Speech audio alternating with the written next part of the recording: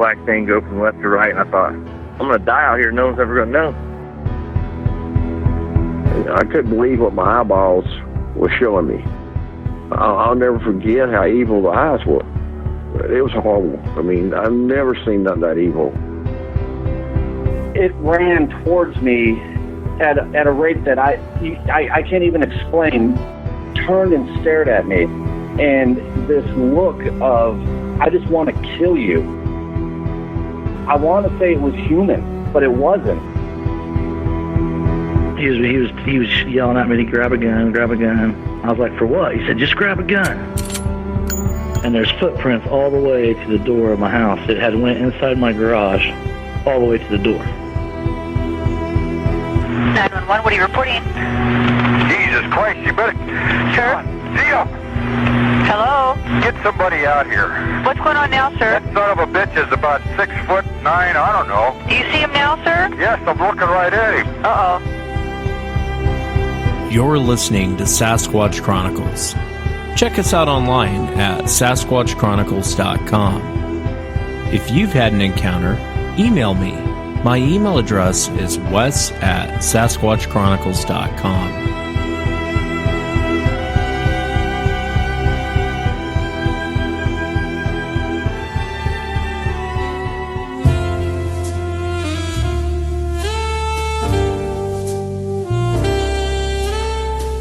Welcome to the show, everyone. Thanks for being here tonight. Got a great show planned for you tonight. Last show of the year, and I want to take a moment to thank all the members on SasquatchChronicles.com. I want to thank all my listeners around the world, here in the United States, in Canada, United Kingdom, Australia, New Zealand, Ireland, even out there in the Middle East.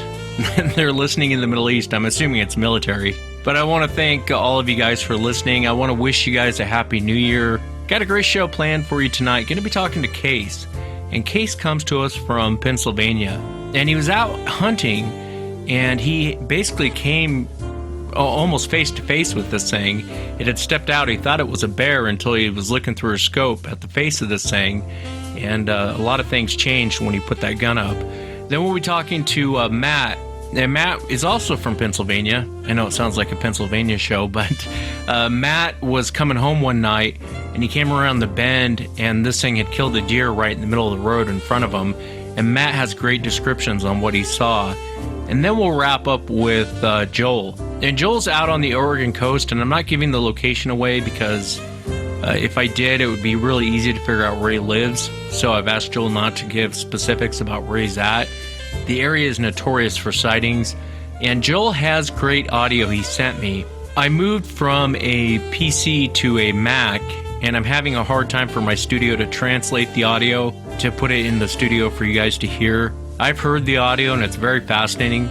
I can tell his wife was recording from a phone, and you can hear their German Shepherd reacting to this thing screaming outside. And what's interesting is I can tell she's inside the home, and I can still hear it even from her recording this thing going off.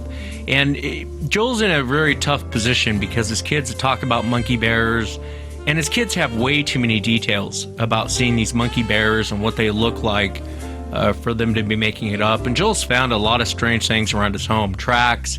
And these are calls you guys normally don't get to hear. I've heard a lot of these before in the past. A lot of times these people don't want to come on the show. So I'm thankful that Joel came on to talk about some of the weird things happening around his property.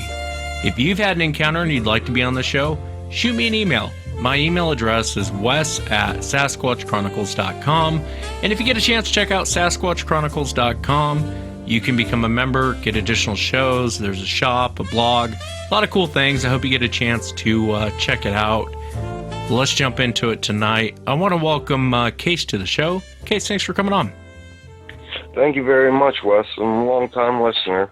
Yeah, I appreciate you being here, Case. If you would you kind of just start from the beginning? Kind of tell us what you were doing and walk us into what happened. What did you see? My sighting occurred in 2013, and it was in Clearfield County, and it's the Queehana Wild area, which is about 40 miles north of Clearfield. My camp sits off of a dirt road, which is about 2 miles in a straight line to the nearest paved road.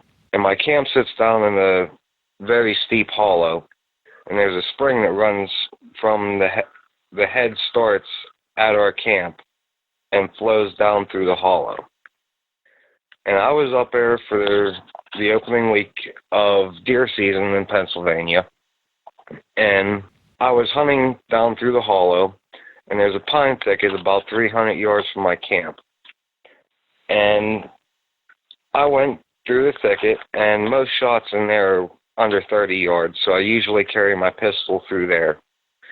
And once I get to the other side where it opens back up into the open woods, I switch back to my rifle. I get to the other side of the pine thicket, which is about another 200 yards down the hollow, and I notice 2 doe out in the open woods feeding, and they're oblivious to my presence being there, and they actually feed towards me out to about 40 yards before they cut up and start heading into the mountain laurel. And I was scoping out the hollow, looking for a buck, hoping that one would be trailing them doe, and nothing ever showed up. And I was just getting ready to start moving again when I noticed something on the top of the hill about 150 yards away on the right-hand side. And it was peeking from behind a big tree. It had its hand bracing itself on the trunk of the tree, and it was peering around the left side of the tree down the hill looking at me. And I thought to myself, this is the biggest black bear I've ever seen in my life. So I pulled the gun up just to check it out, and that's when I noticed it didn't have a muzzle like a bear. It had a nose. And that's whenever I brought the gun down, and I shoot a 30-06 with a 3x9 scope on top of it. So I cranked the scope power up so I can get a real good look at it. And then that's when I start seeing details and how human-like this creature is. It had a very flat nose, almost like a boxer where it's been broken multiple times. And the nostrils were real flared. And you could actually see the nostrils flare every time it breathed. I got probably 30-second look at it before it realized that I was pointing a gun at it, because you could see in its facial expressions that it went from, "What are you doing?" to, "Uh-oh, this ain't good." And the mouth dropped, the eyes widened, and the nose actually flared. And the details were so clear. The head was a little bit of a cone shape. It had probably 4-inch long hair on the top of the head and down around the sides of the head. The cheekbones were very high up and very wide, and they were covered with about 1.5 to 2-inch long hair. The nose was covered with about 1-inch long hair down to about where the crook of the nose is. From there, it was just black skin. The lips were black, and they were very protruding-like, almost like they were shot with Botox or something. But it was the eyes that really got me. The eyes were probably about 2 to 3 inches apart, and they were probably about 3 inches in width. And most of the eye was pupil, with very little white of the eye showing. And the pupils were, I would describe it like a shark's eye. It was just black, almost expressionless. But I could see whenever it looked and it did that uh-oh look that it was intelligent, because it had to have recognized the gun that I was pointing at it. And that is when it decided that it was going to stand up, and it was like a athlete finishing a squat. It went from a squatting position just straight up, and it turned, and when it turned to the left, turned around, took about 1.5 steps, and was into the mountain laurel. It was only maybe a minute and a half encounter. And I never saw the creature again. And what did you do next? Did you get out of there, or? Actually, no. I wanted to see how big this thing truly was, because there was a tree limb above it, and when it stood up, the head literally looked like it was touching the branch. And so I went up the hillside, and I had the rifle in one hand, I had the pistol in the other, because I decided if this thing was in the mountain laurel right there, I was firing one shot with the rifle, dropping it, and I was emptying the pistol, because I was carrying a .357 Magnum as well. How far away from you was this thing when you were looking at it through your scope? About 150 yards, no more. And what did you think you were looking at the time? Obviously, it wasn't a bear, it wasn't a man. What did you think it was? I've always believed that Sasquatch did exist, but I didn't think it would exist in Pennsylvania due to how many people are around in this area. And the Queehana Wild area where I was is a tourist attraction during the spring and summer because it is the home of our elk herd, and it's the only herd in Pennsylvania. But the second day of gun season, that at that time, there was nobody in the woods. I went the first day without even seeing a hunter. At first, like, whenever I seen it, I was like, this is the biggest person I ever seen in my life, until I got the scope on a higher power and was like, this thing ain't a person. It is massive. And I would say the shoulders on it were probably 48 inches across. The chest was just absolutely insane. I'd probably put the measurements around the chest at over 80 inches. Did it look more like a man, or did it look more like an animal when you were looking at it through the scope? Almost a cross between a man and an animal, because, like I said, the facial expressions and the eyes and the nose, they were human. But the hair that covered the entire face, head, and body almost reminded me of a black bear, because the hair on the body was probably 3-4 inches in length, like it was on the top of the head. But the face, the entire face except the eyes and the bottom of the crook of the nose down to the lip, was hairless. And the lips were hairless. And did you tell anyone about this encounter afterwards? The only one I ever told was my uncle, and he was the one that was with me with my second encounter. And he was the one that actually spotted that creature in the second encounter, because I was the one driving him home from work that night. Well, tell us about that. What happened? You were driving him home? Yeah, so I picked him up. He was working a afternoon shift. It was a 12-hour shift, so I would pick him up at midnight and drive him back to his house because he only lived right down the road from me. It was around January. It was very cold outside. It was 19 degrees without the wind chill, and there was 6 inches of snow on the ground and a full moon. So even though it was nighttime, the moon reflecting off the snow, you got a very good look of anything that was out in the open fields. And I was driving him home, and it was about 1:30 because we stayed and was talking with his relief that night. And there's a hillside behind an RV manufacturer and sales place. And the hill was probably, 60 degrees in an incline. And there's some scattered little pine trees that are about 6 foot tall. And I was driving, he was talking to me, and I was just focusing on the road because the plow trucks weren't out that night. And we get about 50 yards from the RV place, and all he goes is, "What the hell is that?" I thought something was coming out onto the road, so I locked up the brakes, did a little fishtail, and come to a complete stop.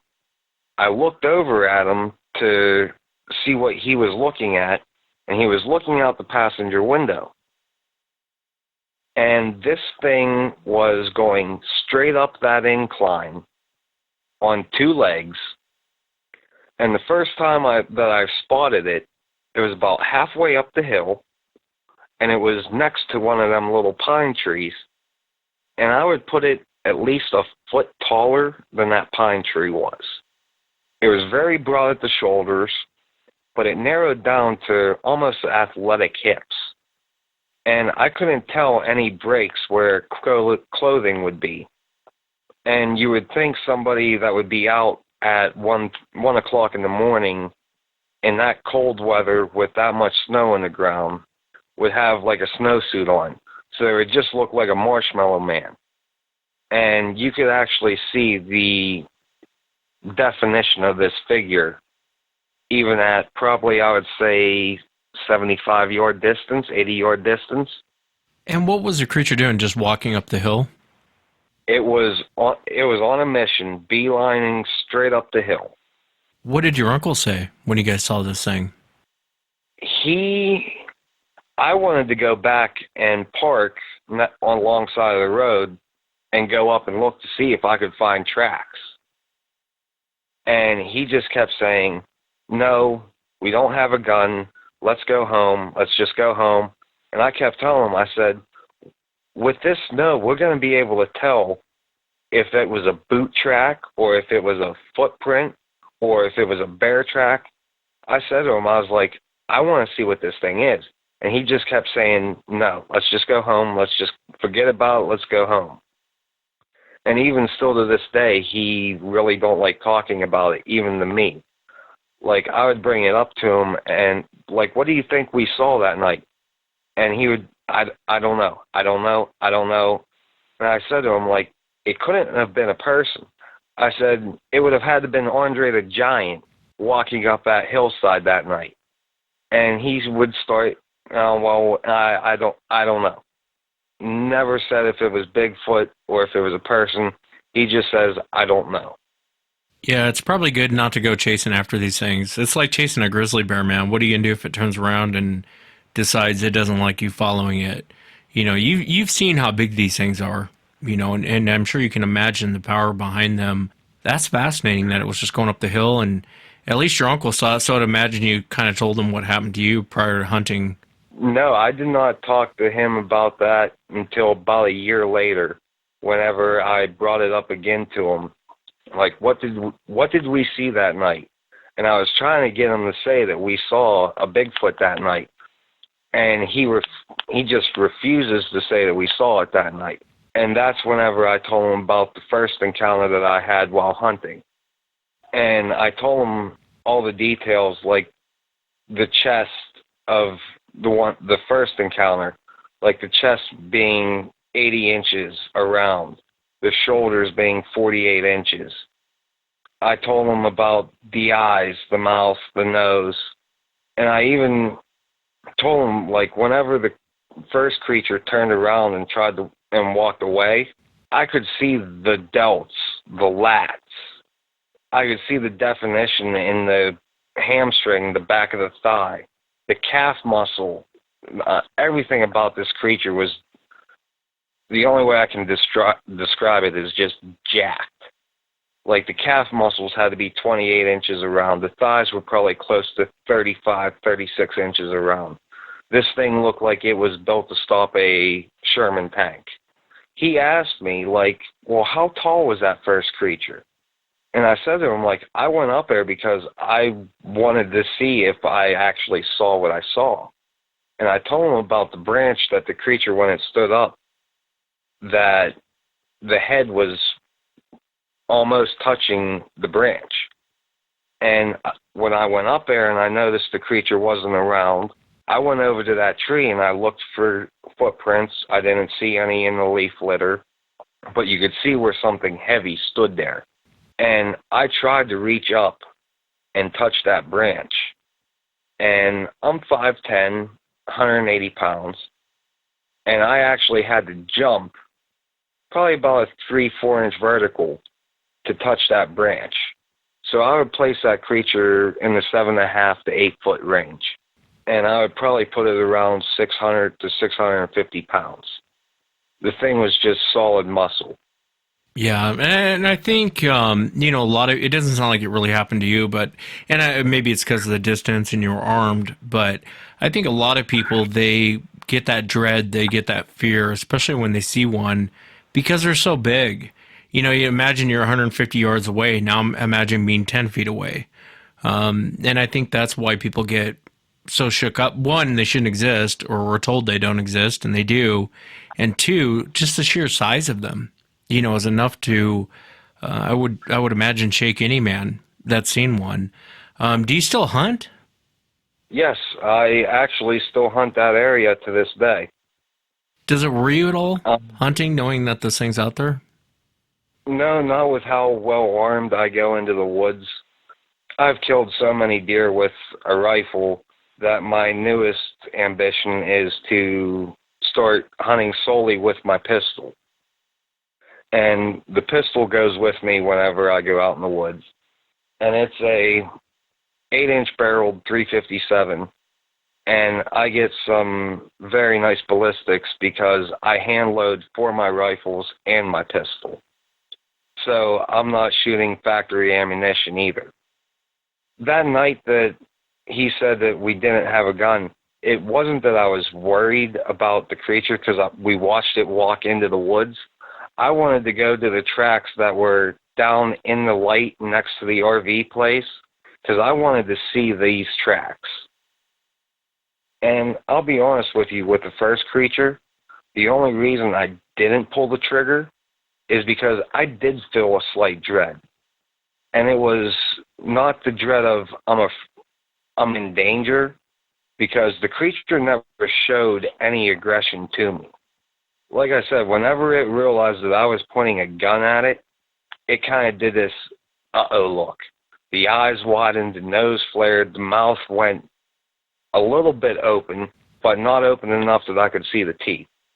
And it knew that it was looking down the barrel of a gun, and it just wanted to get out of there. So I wasn't afraid for harm, but I was afraid at how big this thing was.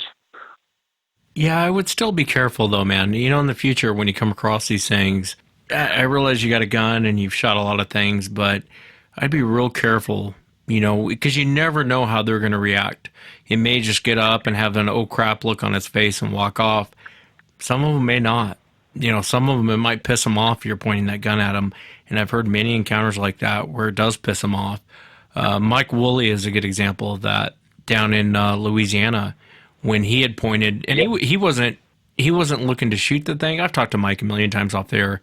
He wasn't looking to shoot the thing. He was just, the reason why he raised his rifle is to look through the scope and get a better look. The minute he did that, this thing called its buddy, and I'm sure you've heard the encounter, but it didn't turn out very well for Mike. And I think he was 2 seconds away from having his head ripped off. Well, and like you said, I think distance has something to do with this as well. Because if I remember correctly, Mike was like 50 yards or 50 feet. He was real close to this thing, wasn't he? Yeah, he was. He was pretty close. To be honest with you, I don't understand why he would need to pull the gun up to get such a good look at this thing if he was that close. But at the same point in time, like, I understand, like, whenever I realized I wasn't looking at a bear, I wanted to see what this thing was. And that's why I lowered the gun and cranked my scope up so I could get the detailed look of it. Yeah, And I think in Mike's case, I think he thought it was like a monkey. I think he thought it was a guy in a costume. And, from looking through your own scope, it's kind of confusion when you look at this thing. It's like, what am I looking at? What is this thing? And I think that's kind of where he was at. It's interesting about its expressions changing, too. Obviously it knew what that gun was. Probably had seen you before. Probably had seen you shoot deer, especially if this is an area where you frequent. Probably figured it was next, so it was time to go. That's my own opinion. I could be wrong. Well, I will be honest with you. Like, before, whenever I went up there, that I never really went around completely armed. But after I've seen this creature, I don't go anywhere up there without a firearm and without something that has the ballistic capability and the magazine capacity that I know that I'm going to be able to take down whatever I encounter. Let me ask you, what do you think that these things are? I mean, Case, you got a good look at this thing. You're looking through your scope. You can see the mouth, the nose, the eyes. What do you think Sasquatch is? Honestly, I would probably put it more like a Gigantopithecus almost, because I wouldn't say it's human, but the intelligence level is beyond that of an animal. Because I could recognize the emotions that went through its head. Like at first, I honestly thought it was there looking at the doe that were in front of me like I was. It was interested in getting its next meal. And whenever it realized I was there and I realized it was there, that's when it became more of, well, let's see what you're going to do first. I honestly think it was waiting for me to make the first move. And whenever I brought the gun up the second time and really got a good look at this thing, that's when, like I said, the expression went from, okay, you made the first move. I don't like the move you made. I'm out. Yeah, some more of an intelligence, more than just your average bear or cougar or any other predator. It recognized what you were doing. That's fascinating. That's really, really fascinating. You'll have to keep me up to date. Let me know when you're heading back out that way. I haven't been out muzzleloader hunting in years. I don't like the flash going off next to my face, and it makes me flinch on occasion. But fishing season is coming up in April, and I go up there every year for first day of trout season. I'm up in that area probably 10, 12 times a year. I'm always up there. Every chance I get, I head that way. Well, be careful, will you, when you go up there? And will you let me know if anything else happens when you head back? I definitely will, because like I said, I'm a long-time listener of your podcast. I actually remember the first podcast that you guys did on YouTube. I've listened to the stories of other listeners that have called in, and I understand that these things are capable of being very aggressive, but the two encounters that I've had, it seemed like the creature was more worried about this thing itself from me than it was in having an interaction with me. You get what I'm saying? Yeah, I do. Yeah. And I won't lie, if I do see one again and I do have a gun in my hands, because like I said, I hand load for my 30-06 and I get ballistics that are better than most factory ammunition. I am not afraid of not having the knockdown power, but I will most likely sit back and watch these creatures just to see how intelligent they are, because that was what astounded me, was the emotional and intelligent level of that 1 minute encounter with that first creature. It was just astounding. Well, like I said, be careful. I know you will be. I really appreciate you coming on and sharing it very much, Case. Please be careful.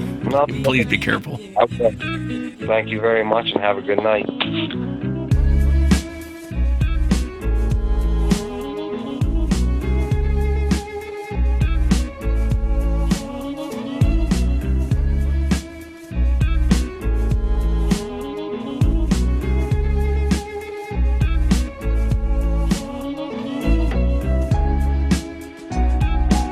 Well, I want to welcome Matt to the show. Matt, thanks for coming on. Sure, no problem. Yeah, I really Thank you. No, I really appreciate you being here. And I know your encounter took place in Pennsylvania. If you would you just kind of start from the beginning, kind of tell us what you were doing and walk us into what happened? Sure. I have been going up to my cousin's quite often in the archery season in October and into early November, and then the rifle season in late November, early December. So on the way home, it's about 18 miles from there to where I live, and there's an area there that's kind of pretty desolate, and there's just thousands of acres of game lands on both sides of the road. And we had seen deer several times on the way home. And so I just kind of would slow down from 45 to 30 in that area, just knowing that we had almost hit deer there before. So it was Christmas night. I had gone up to my cousin's for dinner. And on the way back, we were passing. Well, I was passing through there. Usually my son's with me, but he was sick Christmas Day, so he didn't go. I was driving back. It was sometime after 9 o'clock at night. And just as I had passed through the one small village before I hit the area where there, no houses for several miles, I saw a doe close to the road, so I thought, well, it's going to be more down here where we always see them because they were moving. And so I got down there another 2 miles or so, and it was right in the area where we see a lot of deer at night. So I was watching pretty intently after having seen that first one, and all of a sudden there was a high bank, probably 8 to 10 foot on the right-hand side of the road.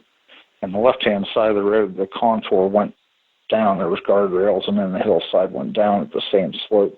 This deer come kind of falling, sliding onto the road. It went down on its side, and just as it started to right itself to go on across the road, I just saw this huge figure just jump out, and it cleared the yellow line from the bank. It had to have been 30 feet, maybe more, and just landed right next to the deer.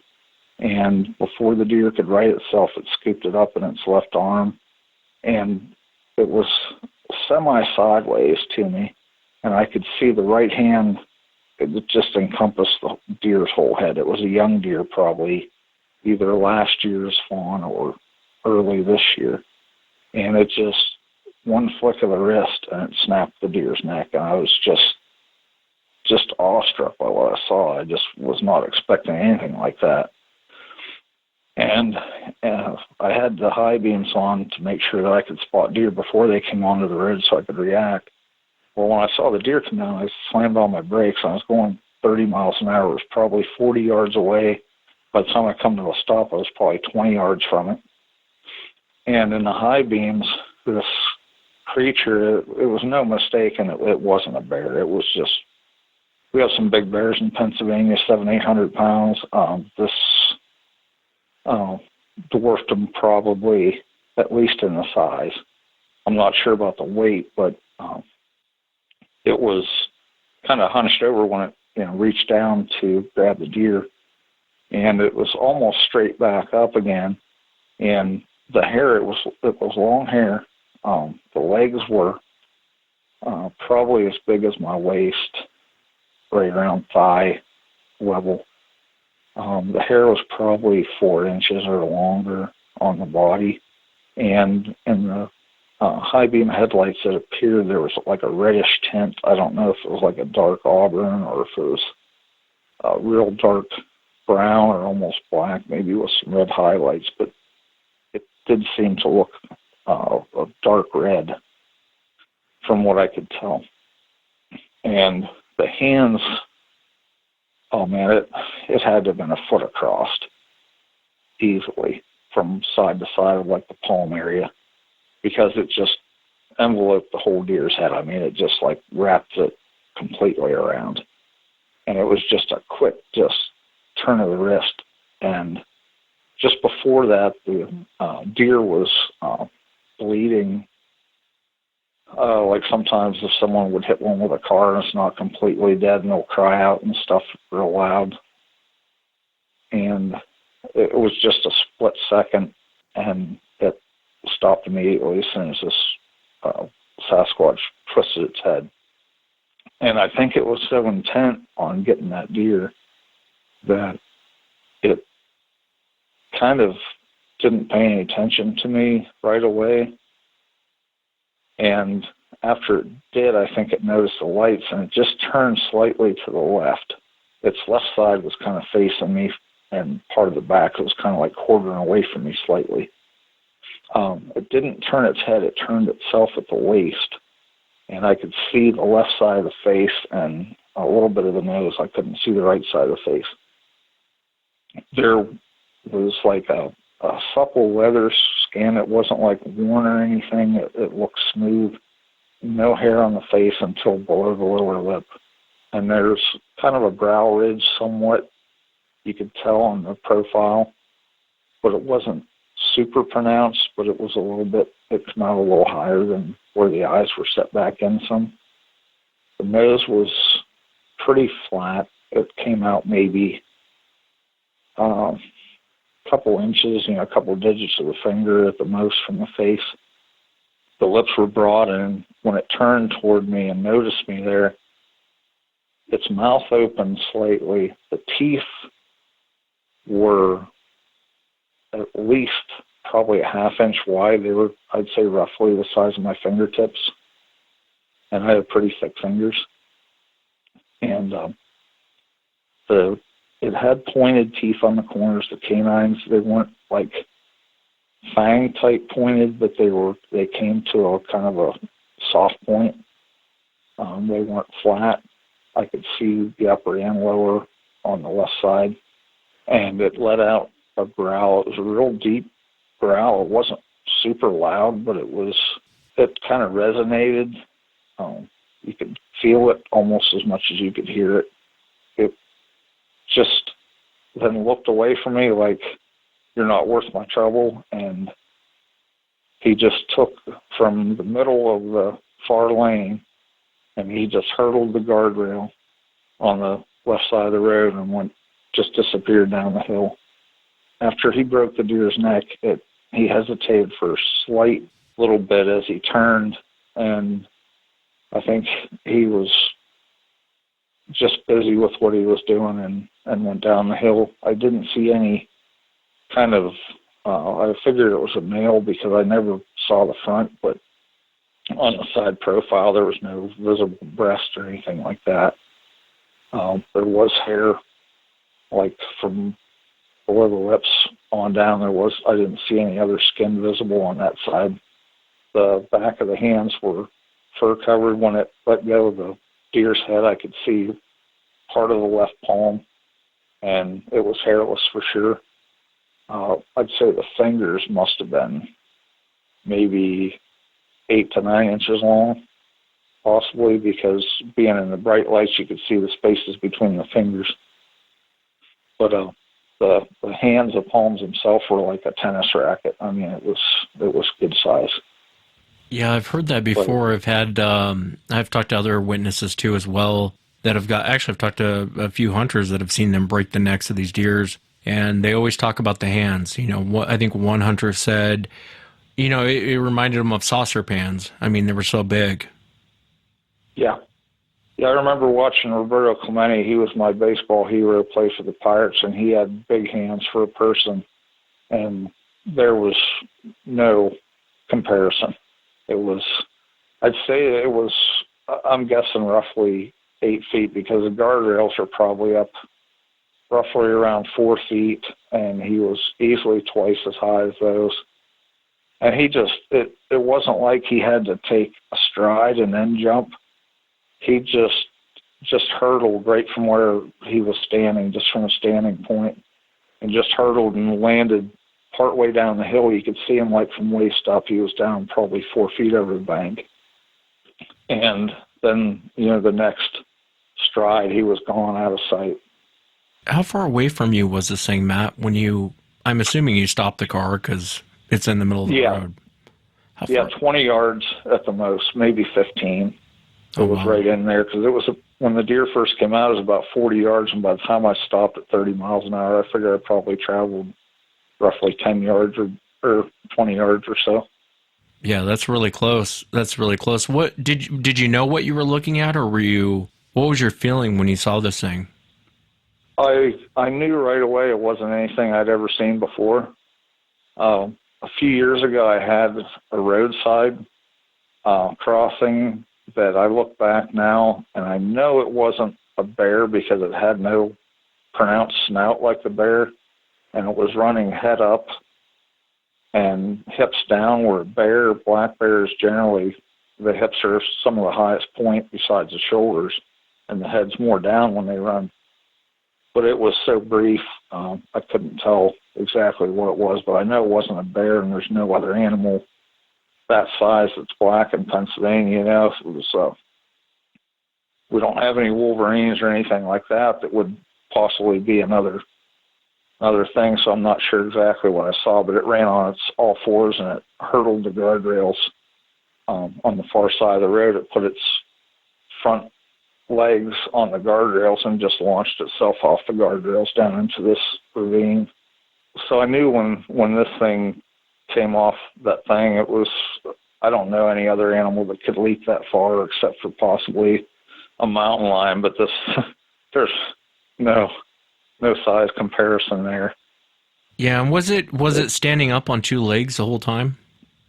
Yeah, it just came off just one big leap, and it made it from that far bank, which probably the top of the bank is probably 8 feet off the berm of the road, and it landed clear on the other side of the double yellow line in the middle of that far lane. So it had to have been at least 30 feet, if not 40, just in one leap. So I imagine it was running, maybe chasing the deer. I don't know if possibly maybe it got a hand on it and swatted it and kind of semi-knocked it down or knocked it off balance to where it did fall, or if the deer was just running so fast trying to get away from it that it fell when it hit the road surface with its hooves. I'm not sure exactly what happened there, but it was kind of falling, stumbling, and then it went down and then started to get back up, and that's when it leapt out there and got a hold of it. But there was no doubt in my mind. It was kind of hunched over, but it never went down on all fours. It was always on its hind feet. And I want to ask you, when it turned and looked towards your direction and you're kind of getting a profile, kind of getting a glimpse of the face, would you say it looked more human-like? Would you say it looked more like a non-human primate? What is your personal opinion? I think it looked kind of almost half and half. The jaw and stuff kind of protruded somewhat like an ape a little bit, not greatly, but more so than what a human does. It probably, I don't know, maybe came out maybe a couple inches below its lower lip, kind of not really to a point, but it was kind of rounded, kind of broad and rounded, the jaw.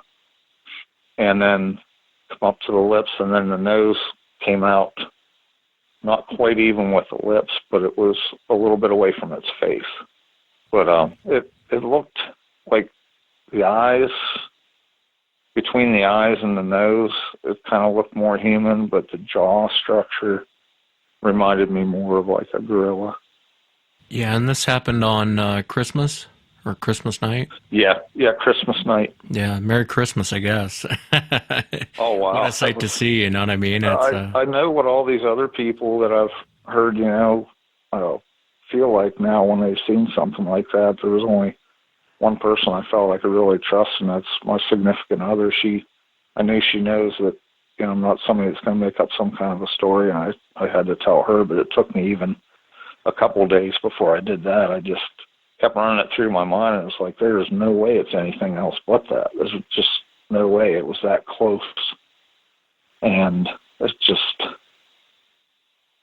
restructures your reality, I guess. The reality we've learned from the time we were young, and then something like that, and you think there's a possibility, like, in real rural areas, which I guess we are. We have a lot of heavy hemlocks in there, and mountain laurel on the river hillside going down to the Allegheny River back in on the right there.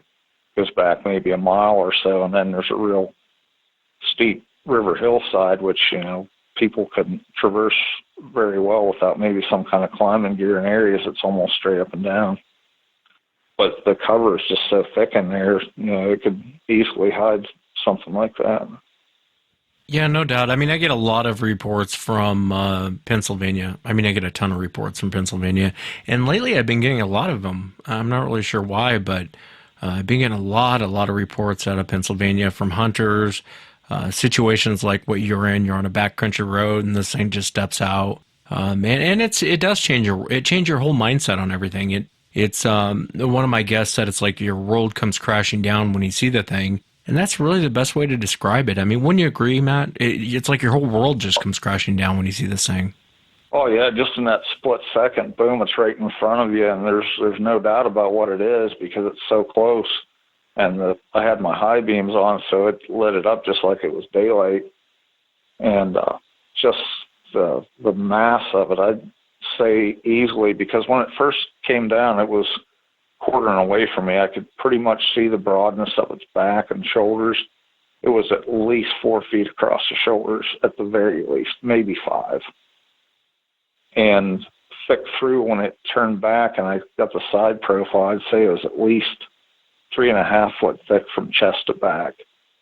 It's so hard to describe to someone, and I've said this before on shows, and you might understand what I'm about to say now. But, a lot of times when people say 7, 8, 9, 10 feet tall, it's really hard to put that in perspective unless you see something 7, 8, 9 feet tall and, 600 plus pounds. I don't even know how to describe it. It's so hard to articulate the feeling that you get when you see something that big. I mean, you feel helpless. You feel like, I sure hope he doesn't come for me, because there's no one that's going to stop him if he does. Oh, no, there's no way. I've seen grizzlies hunting in Wyoming. I've seen 600-pound live weight black bears here in Pennsylvania. Unfortunately, not during the season, but I've seen them in the spring and in the fall. And this thing, if you stood a 600-pound or 500-pound black bear, which is huge anywhere, on 2 feet next to this, it would dwarf it. There's no doubt. It could probably whip a black bear, pretty quick. It's just the quickness and the strength. I'm really surprised that the deer's head didn't come off completely, because I'm sure if it wanted to, it could have, but it just, like it's done it 1,000 times before, just twisted the wrist and it was done. There was no more sound from the deer. It was just limp. And he still had it. He had it tucked in the crook of his arm, pretty much like an NFL player does with a football. That's the size difference. That deer weighed 80 pounds live weight, I would say. Just like it was a football tucked in the crook of his arm down over the guardrails, and he was gone. Yeah. Let me ask you, Matt, I'm curious. You got a really good look at this thing. And, I know your impressions are, I don't think anyone truly says an ape. I don't think anyone truly says it's human. I think, like what you'd mentioned before, it's half and half, and I hear that a lot. But if someone were to ask you, what is Sasquatch? What are these things? What would you say to them? I think from my perspective of my experience here, my encounter, I would say animal, but yet I wouldn't completely negate the chance that it was something that possibly evolved alongside of the apes and isn't quite human, but isn't quite primate either. It was definitely animal, it was going after its meal, and it was just had that singular focus that it was going to take care of business and get its meal. And then it just kind of looked back at me as it twisted its hips and just kind of like, you're not worth the trouble, and down over the guardrails. It was like, if I wasn't busy, I might give you a little trouble, but I've got things to do and places to go, and it just on down over the hill. No, it's a scary encounter. It's a great encounter. It's I think most people would prefer to be in a car when they see these things. You kind of feel a little bit better being in a car. Not always, but it's better than being out in the open and being 20, 30, 40 feet away from this thing. Live in person. I figure that I'd much rather be in something that I can possibly outrun it with a vehicle. Right. Put on foot, there's no way. It wouldn't even be a race. It wouldn't even be out of the starting blocks before it had you. Yeah, no, I couldn't agree more. Well, Matt, I appreciate you coming on and sharing the encounter. I appreciate you sharing what happened to you. And keep me up to date if you're ever on that backcountry road again and something else happens. Let me know, will you? I sure will. Thanks, Wes.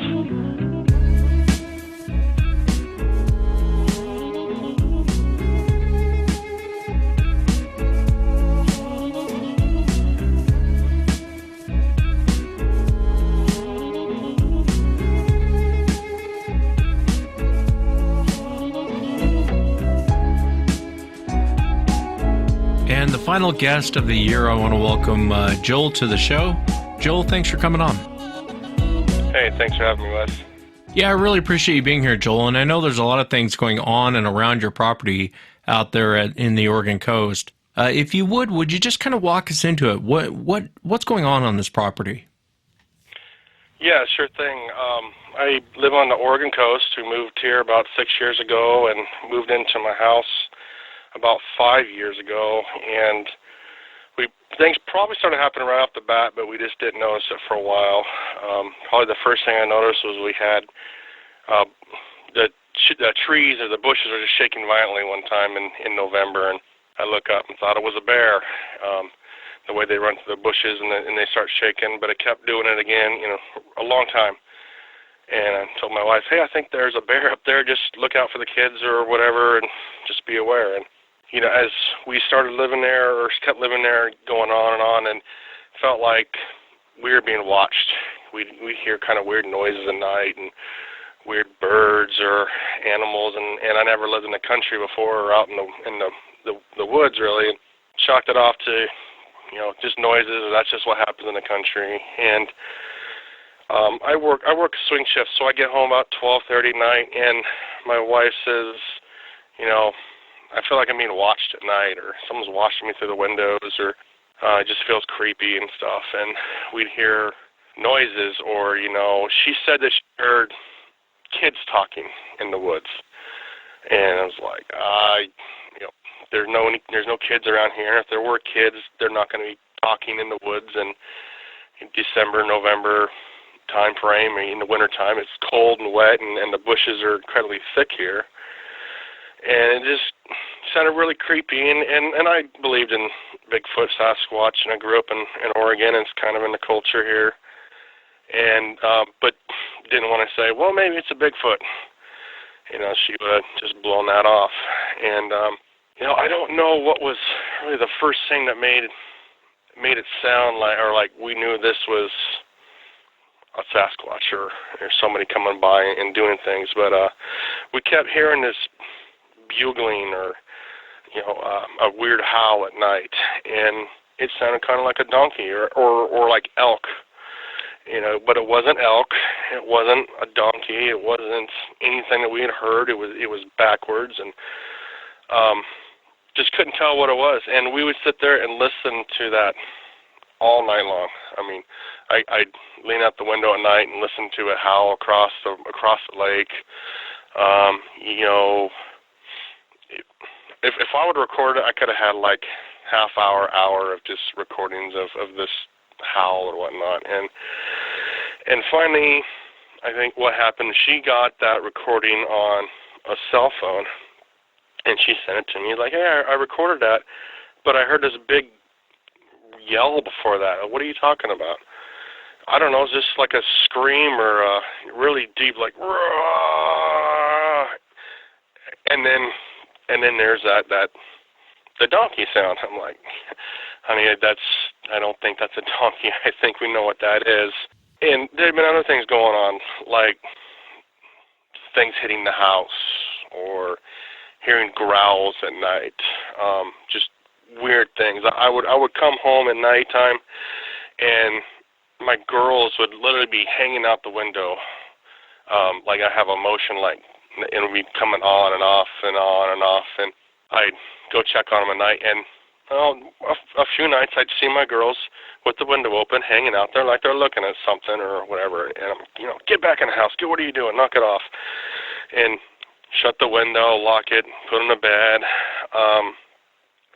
and we're just putting two and two together, and we had that howl go on, or the recording, and probably the thing that really got me was she said, I heard kids talking in the woods. What do you mean? Well, I heard kids talking. Well, can you explain it? She's like, well, it sounded like chatter, like, chipmunks talking. And I guess I'll kind of try and do it the best I can. She said it's like a one thing would say it and another thing would answer it. And then it got angry or something. It dropped a couple octaves, like and it went back and forth. And as soon as it did that, all hell broke loose. All the dogs in the country or in the neighborhood just started barking and going crazy. And as soon as that octave dropped, and that's the other thing we would notice too is dogs going crazy. We have dogs on the hill up behind us, dogs kind of around us, and they be going nuts, and then boom, they just get quiet and nothing, and then it gets really creepy outside. You're like, what's going on here? So we have sounds going on. We have kids looking out the window, lights coming on and off. She said things that hit the house. They might have left a handprint in the house. We saw some kind of a smudge or something there. Nothing definitive. And then we woke up one morning and I go outside, I put my kids on the bus, and I was like, hey, honey, come look at this. And there's footprints all around our driveway. And it's a packed gravel driveway, packed gravel in the wintertime. When it gets wet, it gets super hard, almost concrete hard. And it gets really hard to leave marks in there. If you peel out in a car, sometimes that'll leave a mark, sometimes not. And there's a 20-inch footprint there, a big, long footprint, and then I think there was one or two of those, and then about 10 or 11 just kind of half footprints. No direction, no pattern to it, just all over the place. And I'm like, what is this? And we took pictures, we recorded it, and my wife points out there's a big tuft of hair down there that doesn't look like anything we've ever seen. And we're like, okay, you know what this is, don't you? And she never really wanted to say it or would never say so. And it's like, well, it kind of freaked us out, or freaked me out at least. And I'm sure it freaked her out, but she's still not thinking Sasquatch, still not thinking something's coming by, checking out our house. We live in the country, but we're not in the boonies or in the sticks. We have neighbors around us, but we're right on the edge of the country where there's nothing, from our house up over a hill to another lake. There's absolutely nothing out there except for a vacation home or two out in the middle of the woods. So, I'm kind of freaking out and don't know what's going on here, and doing all this research and trying to call people and figure out what we should do. And we kind of got in touch with some people, and they gave us some good advice, like cut back the brush. We cut back our brush in our houses. Out in the Oregon, especially the coast, you can cut down brush and it'll grow back in like 3-4 months. Is just as thicker. So we cut back all these brushes and hiding spots. Put up, some more lights or the lights that are burned outside. Put those up, and started putting up game cameras. And I've done some research and things, and people put up cameras, and I never really saw much about it, but said, put them up where you don't want them to be at. It's like, oh, okay. And he said, you're not going to find, you're probably not going to get any pictures of any Sasquatch or anything, but put them up where you think they might go through, and put them up where you don't want them to be. And so I would finally put a camera up, pointing right at my daughter's window. And, it was almost like the next day, nothing happened. All the weird stuff or all the things weird happened around the house, it just quit, went away. So, I'm kind of a firm believer, put the game cameras up where you don't want them to be at. And I don't know why or what. They can see them, they can hear them. I don't know. Kind of got thoughts or feelings on it. Like, I mean, well, people say, well, yeah, go ahead. You had mentioned you put it up by your daughter's window, and that was for a specific reason, wasn't there? Didn't your daughter tell you something? Yeah, I'm kind of mixed up on all the time frame. I mean, what happened first or last or this, but long story short is she was 3 at the time. She come out, and she was sick. She kind of had a fever and was delirious, and I don't think she saw something that night, but it was like she had a bad dream. She's like, oh, monkey bears. Monkey bears? What are you talking? Monkey bears. Oh, red eyes.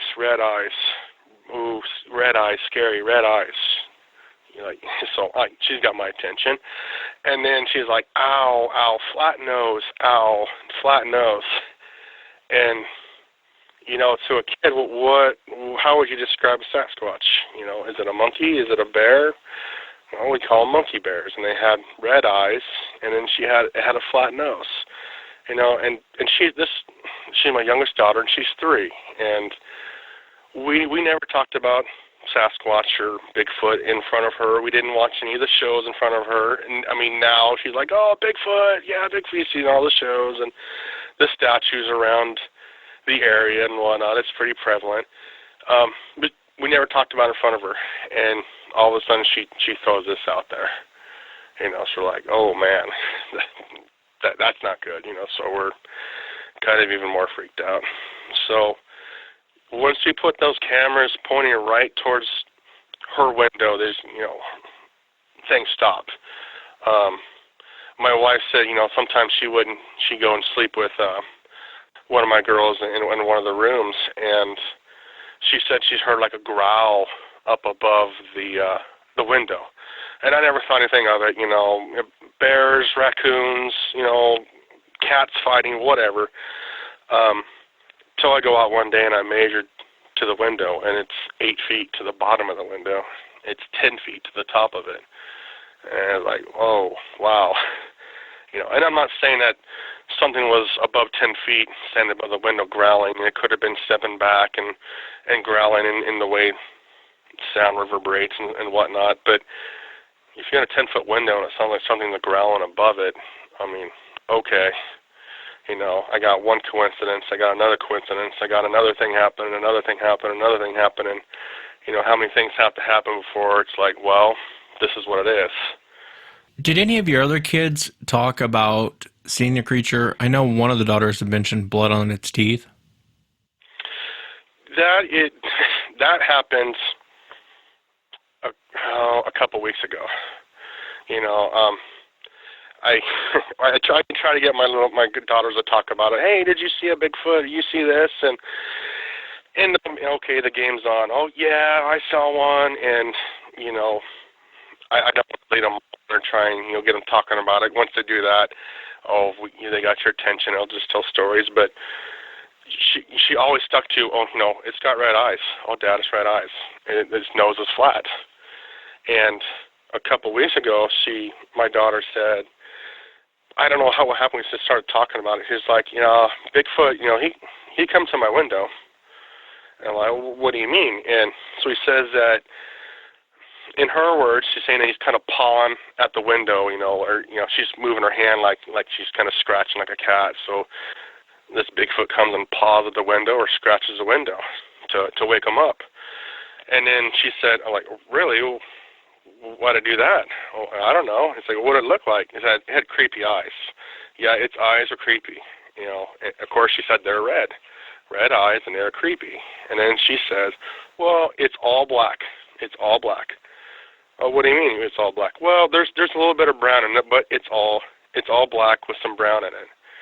I was like, okay, well, do you know anything else, or do you see anything else? And she said, well, it had blood in its mouth.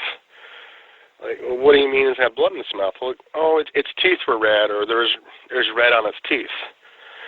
And then my other daughter kind of chimes in. I got a 6 and 7-year-old, and she said, well, yeah, it disappears.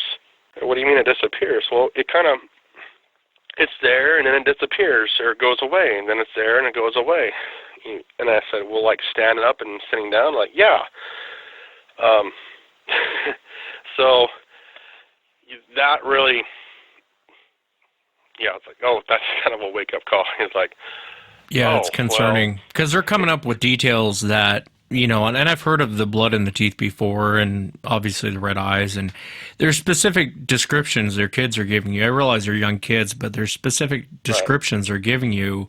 I don't see them making up. I mean, they would almost have to have seen it to, and I've talked to a lot of little kids, and they do the whole thing where I know we talked about prior to coming on the air, it motioning for your kids to come outside. And I've heard that about 20 times, and mainly from little kids, that it motions for you to come outside. And that's a little more, to me, that's a little more than an animal. That's a little bit more than a bear walking up. Makes you wonder what's going on there. Why does it want your kids to come outside? Or any kid to come outside? Yeah, I don't know. I've heard stories, like Native, I think it was on your show, a kid freaking out because this thing's motioning to him, and his mom or grandma kind of shushed him and saying, that's just what they do, don't make a big deal out of it. But then you hear stories where people get snatched from their truck or from their porch or from a trail or whatnot. And, I don't know. And if I'd have heard that when things were going on, it concerns me now, but this happened probably 3-4 years ago. And right now, things are considerably less active. Things are still around. We can still hear things at night, but it's not kind of going off, I guess, for lack of a better term. And, I kind of want to just put it out of my mind, hey, they kind of stopped coming around a place, and the whole topic leaves my head. And then something else happens, and then I'm sucked right back into it, and I kind of put it in my mind, and then, a week or two ago, they come and tell me, hey, all this descriptions about a Bigfoot, and so I'm like, well, let me email you and see if you ever heard these things before, and, well, yeah, you have heard them, so, do 6 and 7-year-olds just make this up out of the blue? I'm curious, does it happen year-round, or is there certain times of the year where you notice more activity going on? We used to be able to just kind of set our clocks by it's November and things are going to start happening. Yells, screams. I've been outside and I just hear this sound. Yeah, it's before sunset, and out in the neighborhood, just and I can't explain it. Like I said, they used to hit our house, making noise. Things talking. We've heard talking all the time, Wes. Like kids talking in the woods. This sounds like something's trying to mimic the dogs above where we live. These dogs would be going nuts, and it sounds like something's trying to match a dog, but it doesn't sound like a dog. Instead of a bark, it's a oof, oof, and owls happening. A mixture of owls and dogs, and I've had sound like 3 different barred owls going off at the same time. Hoo hoo hoo hoo. And it one answering each other right away, and I guess owls could be next to each other, but 3 of them making these weird sounds and over pronunciating sounds. It's just different. There's one time I swear, Wes, something called me by my name. And I know it sounds crazy. My window was open. One of my kids was sick, so my wife was out on the couch, and one had jumped in bed with me, and my window was open, and I hear Joel or something. And I look out the window, and I hear talking, and it sounds like 12 or 13-year-old girls talking like they're across the river. If you've been to the river and you're floating the river in the summertime, and there's some people on the other side, and they're talking, you just can't quite make out what they're saying. That's what it sounded like. I'm like, I know what that is. I just reached in my safe and put a rifle next to my bed, and like, I'm going to go to bed tonight, and I'm going to let my wife sleep. And morning time comes, I'm like, hey, did anything weird happen last night? It's like, well, besides your dog, looking like a porcupine, I had a 90-pound German Shepherd, and every hair in his body was standing on end. He's facing towards the corner of his house, and I go out the next morning, and there's a big footprint in this packed gravel again, except this was smaller. It wasn't 20 inches. It was 14, 15 inches maybe, so a quote-unquote small print. But this thing was 2 or 3 inches impacted in this hard ground, and it looked like it had kind of turned its whole body when the footprint is a little slide mark, and looking back to where my dog was growling or barking at her from. And I casted that one, and you can't see anything. You can just see how big it was. But kind of to answer your question, normally it's in November in that fall/winter time, and in the summertime, really kind of things died down. Lately, the past year and a half, things really, really died down. I don't know why. I'm not going to complain about it, but I think I kind of told you, it just kind of feels like a truce or something. That my house was unoccupied for a year when I bought it. It was a bank-owned house. I'd be interested to talk to the people before it. Hey, why'd you leave the house all of a sudden and leave this nice place? But I don't know the people. We came there. The fence wasn't gated off, so there was a path right through our backyard. So we gated that off, and all of a sudden there's people there.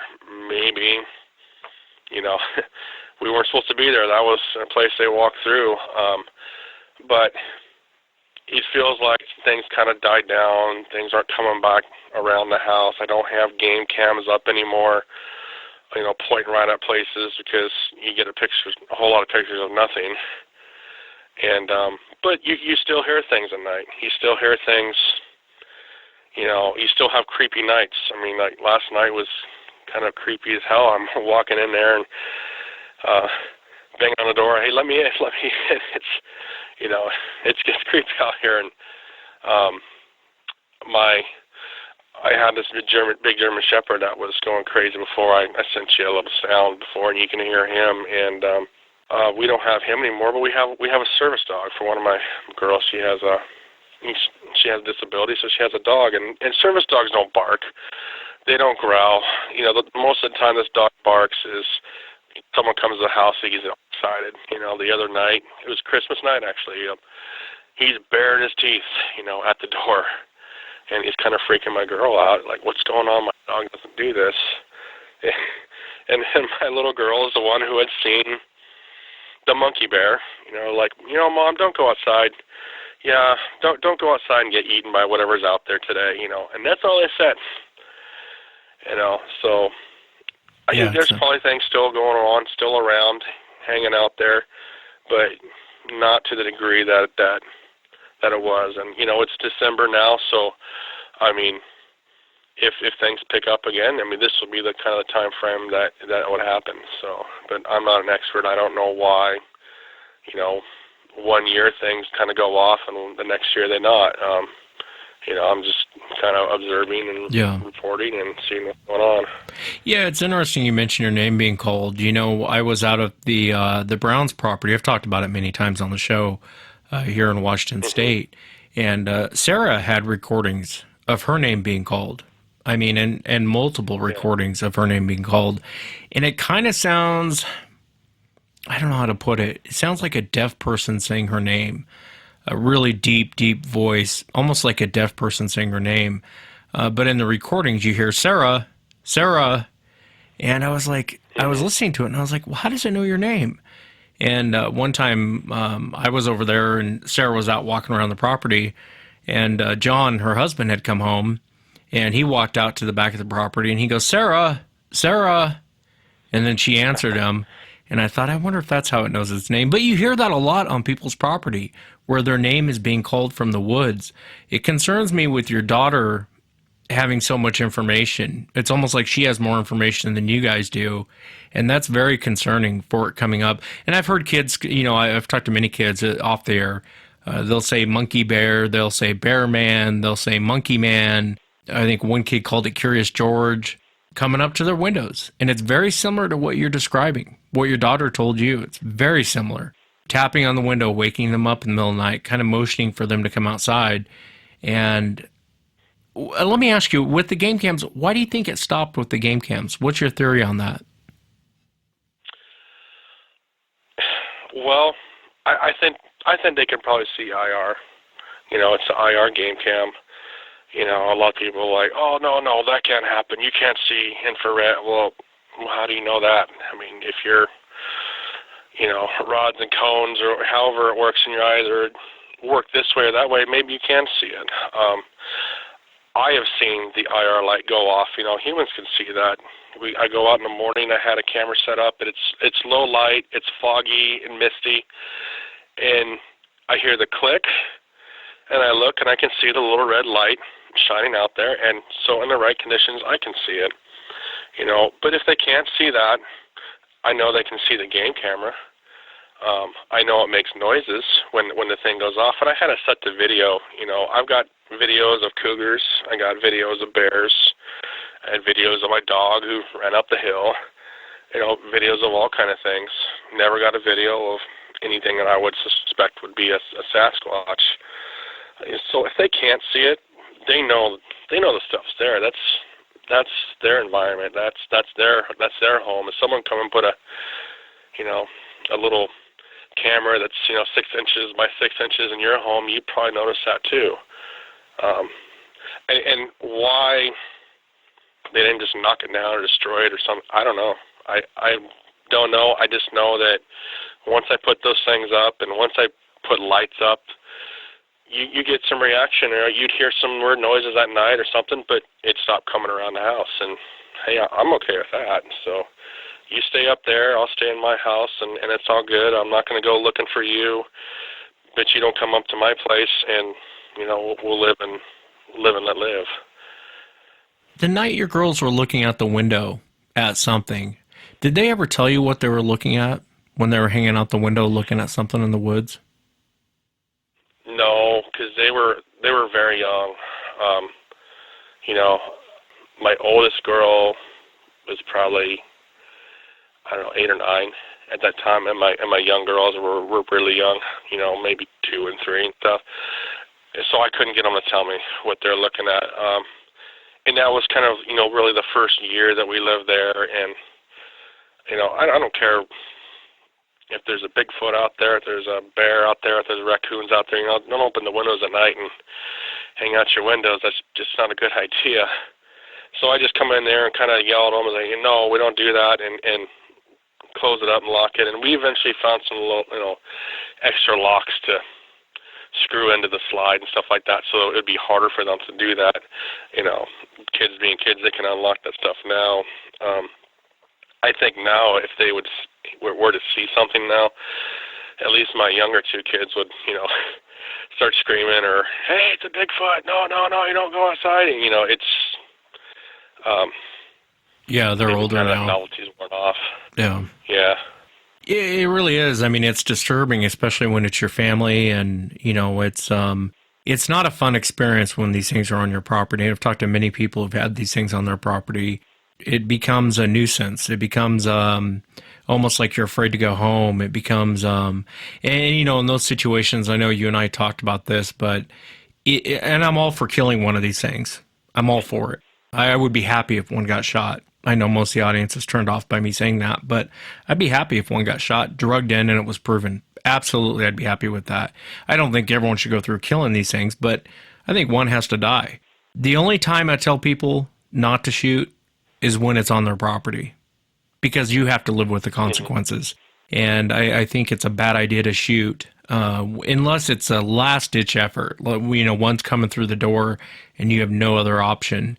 But to go out and blast these things on your property, I just think it's a bad idea. And that's my opinion, which doesn't mean much, but I would advise anyone who's on a property not to shoot these things because bad things happen after you shoot these things. Yeah, and that's just kind of the conundrum there. What do you do? When this stuff first happened, I'm like, just freaked out. I'm shaking. I'm loading every magazine for every gun I have in the house. And, oh my gosh, what do I do? What do I do? And I can relate to, the stress level goes up, or, you might not want to go home at night, or we walk outside at night, somebody's armed, or we don't go outside at night. Everything we got to do, we get the wood in, get the, if there's food from outside that needs to go inside, that's what we do in the daytime. You don't do that at nighttime there. But, that's kind of why I want to talk to you, Wes. I mean, I heard you say, about what to do to keep things off your property. I won't bore you with that. I was like, oh, yes, tell me what to do, or I'd like to hear it from somebody. Because I know there's people out there that this happens to, and they're like, oh my gosh, what the heck do I do? What can I do? And, what is this? Is this a ghost, or is this, intruders or tweakers or something coming on your property, or is this a Bigfoot or is that? Are those real? I had no idea what to do at first, and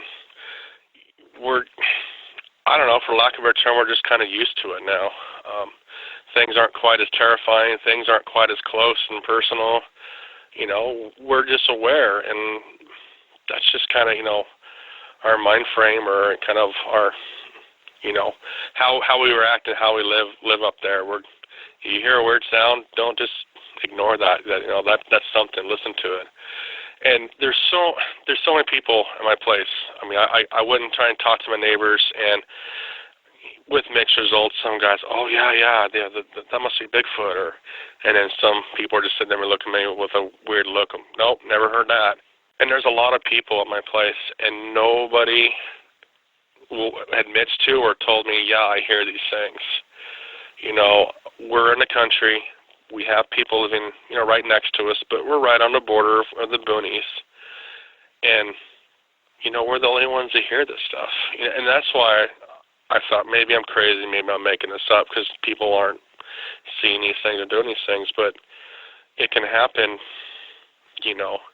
right under people's noses, and they won't know it.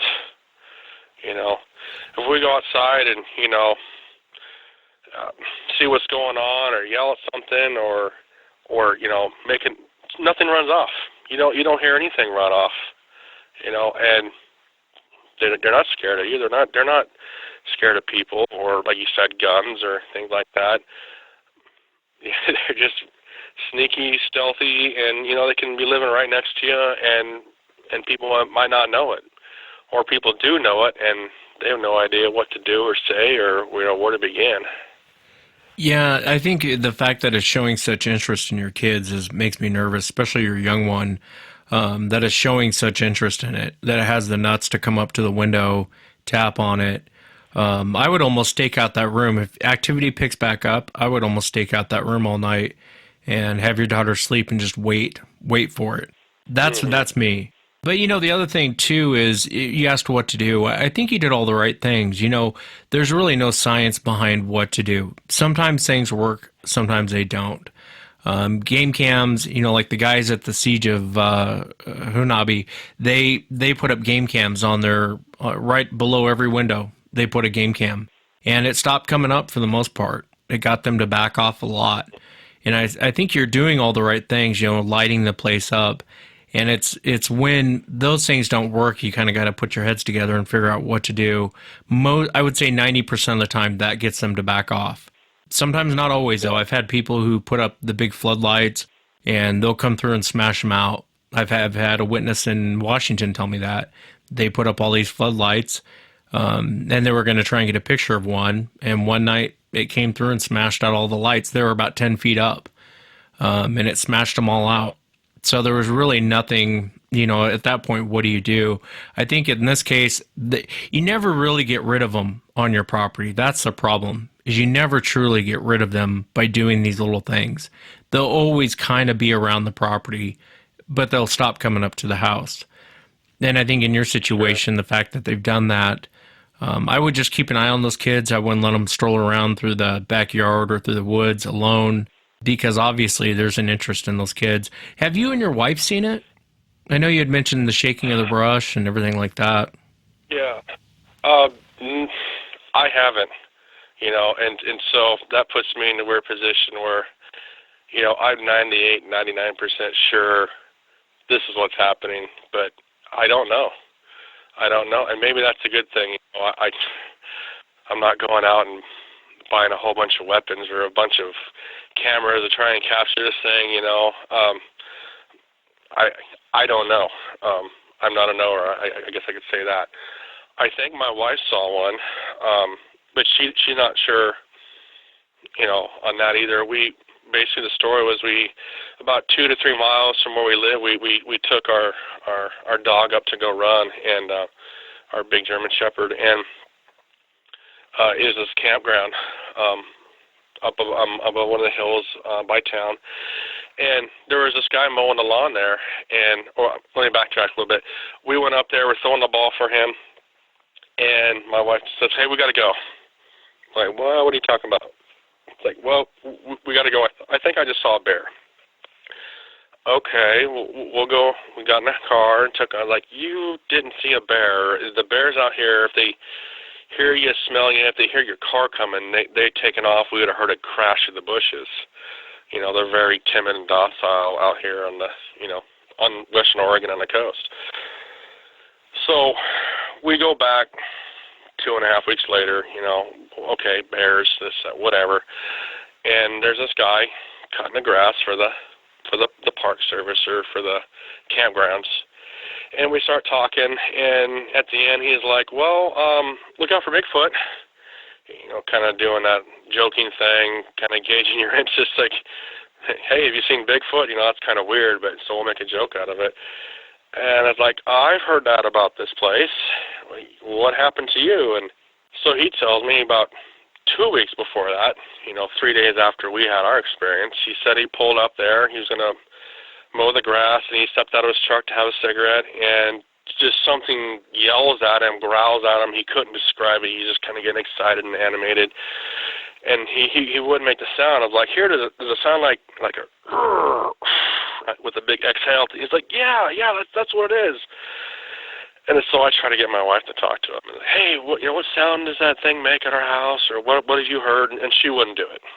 "You're crazy. You guys are obsessed. We're not talking Bigfoot with strangers." And and the guy says, "I'll make the sound." And he just, my wife just kind of closes her eyes, turns red, starts shaking her head. She's like, "Yep, that's what happened. That's the sound we heard." So here's 3 people who don't know each other at all, making the same sounds of this, imaginary creature that doesn't exist. So I have to think that she probably saw, a Bigfoot in that area, or that big hairy thing was probably that. And there's so many stories from that part of the, our country. I was out chopping wood out there on the side of the road, and I just hear this, with the birds mixed in. And, my wife's there. She's armed. I have a gun in the truck, and I'm chopping, and I hear another, I thought, "Oh, come on, really?" I go to my truck, I grab my rifle, I set it next down to me, I just keep chopping. I was so tired, I'm just focused on what's going on there, and everything stops. But then there's all kind of stories about hunters getting yelled at, getting screamed at there. People telling me, "Hey, I swear to God, they were screaming at me in the trees." I talked to a lady not far from that area. She was a flagger at night, and they said, we hate flagging at night. We always feel like we're being watched. And she said she had foxes and bobcats, I believe. They come tearing out of the mountainside, out on the highway, and they turn around, look at them, and just start chattering like, like I don't know how it was like, just weird chattering at them, and then run off. She's like, "That's just the weirdest thing I ever felt." And they didn't want to flag there at night, but you do what you got to do. You got to make money, right? Yeah, it's one of those areas, and I don't want you to mention the area where you're at, because if you mention it, it'd be really easy to figure out where you're at. But I know that area well, and I know that it's notorious for sightings. As you and I talked yesterday, I've had a lot of encounters from that area, a lot. from lumber forestry guys, people that live in the area. I've actually had a lot of encounters from that area. It's kind of notorious for sightings. And you're right about black bears in that area. I don't think your wife would have seen a black bear, because the minute they get a sniff of you, the minute you make a noise, the minute you do anything, they're gone. They're skittish, and they're real skittish in this area. They want nothing to do with you. I mean, I can't even think of the last time there was a black bear attack. Because they'll run. Yeah, they'll run from you. Yeah, they're more aggressive in town, getting people's trash, than in the woods. And you're in the woods, and I see you. They're gone. My coworker ran into one on a mountain bike. He's gone. I driving those roads, the logging roads, and they hear your car. You see them running up the hills. They're not going to hang around with people and a big dog running around making noise. They smell you, they're gone. So. That's just what I have to think, What else would that be, It's the same, someone up there telling us the same type of story, saying he got yelled at, in the exact same area 3 days later. So, I mean, how many different coincidences do you have to have before you put, 2 and 2 and 2 together? Yeah, no, you're right. And I wanted to ask you, what do you think Sasquatch is? I mean, you haven't seen one. I know your wife might have seen one, or she might have seen a bear. It's hard to say. I doubt it was a bear, but because all she would have seen was a black flash, and that thing would have been gone. But right. What do you think that Sasquatch is? With everything going on in that house, and I know sometimes it's hard to lay out a timeline because so many weird things happen, and I get that. But based on the behavior, the sounds you've heard, your name being called, your daughter talking about it being a monkey bear, which is her child's way of describing what she's seeing, what do you think that they are, Joel? I have no idea. Is that fair to say?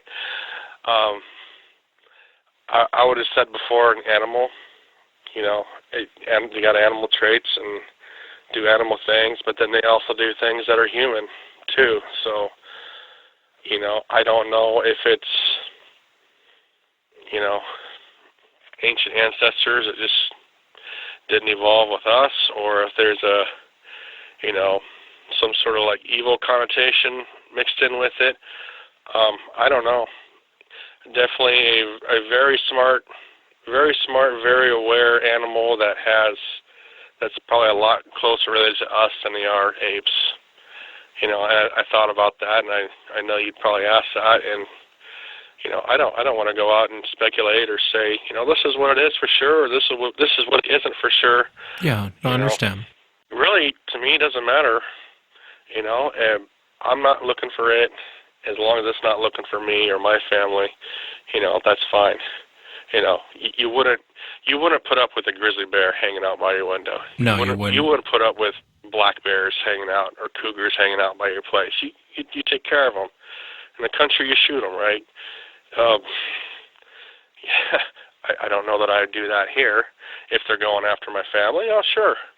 But I'm not going looking for them and trying to find out, figure out all the secrets, or I'm going to drag one in, or this or that. No, just leave me alone. I'll leave you guys alone, and, life will be okay. Yeah, and I think that's the best way to handle it. Like I said, I think you're doing everything right. It sounds like they backed off the property.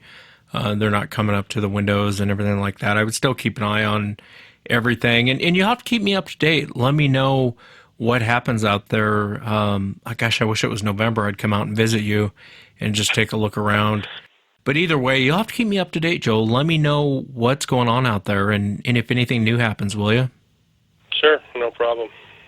And I really appreciate your time. Well, hey, thanks for having me on and kind of let me share my story and, hopefully to maybe help somebody out there that's going through the same stuff. I mean, I know people do, and I know maybe their husband's not home and they're just driving the wife crazy, because that's what seemed like it happened here when I wasn't at home or when I was working.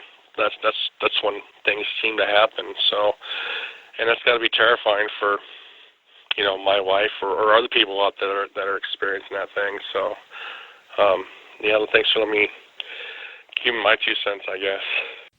Thanks, Joel. And that's it for tonight, everyone. Remember, if you've had an encounter, shoot me an email. My email address is wes@sasquatchchronicles.com. If If you get a chance, check out SasquatchChronicles.com. I want to close out with a song called Black Lake. I played it before. The group is called Fabric, Fabrik. They're out of the UK. Cool band. Love the song. If you get a chance, check them out on iTunes, YouTube, Spotify. It's Fabrik. And again, the name of the song is called Black Lake.